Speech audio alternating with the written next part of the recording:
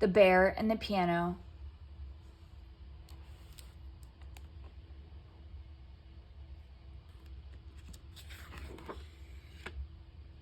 The Bear and the Piano by David Litchfield.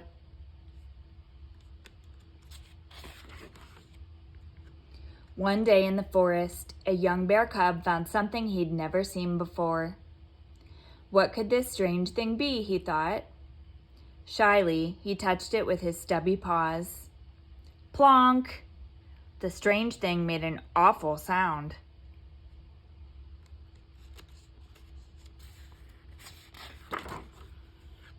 So the bear left.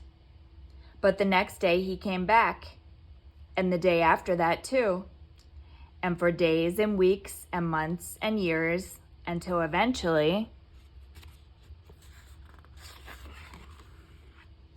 the sounds that came from the strange thing were beautiful, and the bear had grown big and strong and grizzly. When the bear played, he felt so happy. The sounds took him away from the forest, and he dreamed of strange and wonderful lands.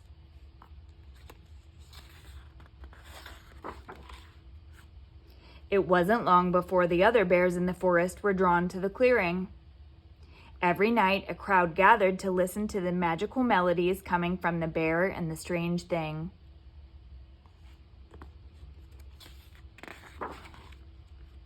Then one night, a girl and her father came across the clearing. They told the bear that the strange thing was a piano, and the sounds it made were music. "Come to the city with us," they said. "There is lots of music there. You can play grand pianos in front of hundreds of people and hear sounds so beautiful they will make your fur stand on end." The bear knew that if he left the forest, the other bears would be very sad.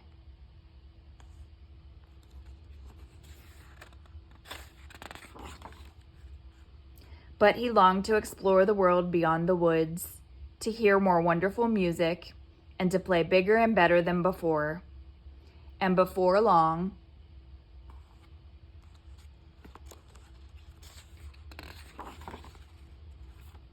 the bear's name was up in big, bright lights in the big, bright city.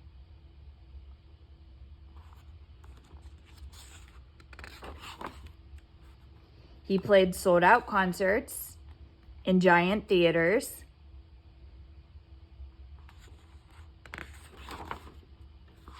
Every night he performed with such passion and such grace to wild applause and standing ovations and huge admiration.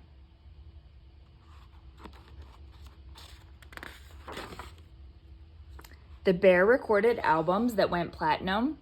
He was interviewed for magazines. He won awards. He met new people every day and created headlines everywhere he went.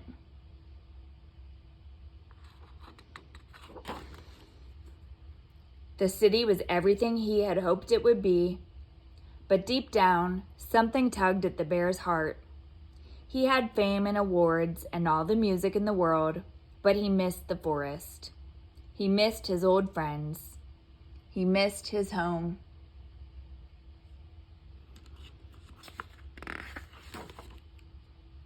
So the bear decided to go back.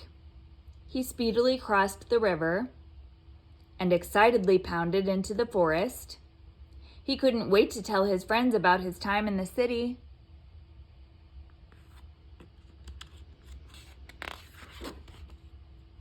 But when the bear reached the familiar clearing, it was empty. No piano, no bears, no anything. The bear started to worry that his friends had forgotten him, or that they were angry that he had left them behind.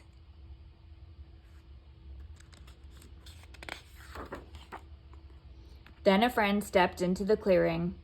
"Hello," cried the bear. "I'm back. I've missed you so much." Without saying a word, the gray bear ran back into the trees. "Wait," called the bear. "I'm sorry I left. Please stop." But his friend just kept running. The bear stumbled after him, moving deeper and deeper into the forest. until he saw something that made his fur stand on end.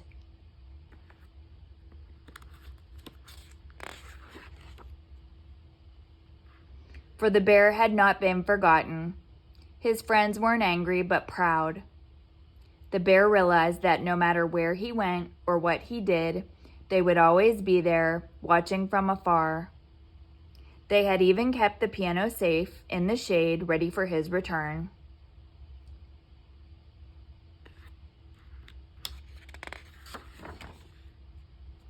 So after the bear had told his friends about his life in the city and the many concerts he had played, he sat down to play once more, this time for the most important audience of all.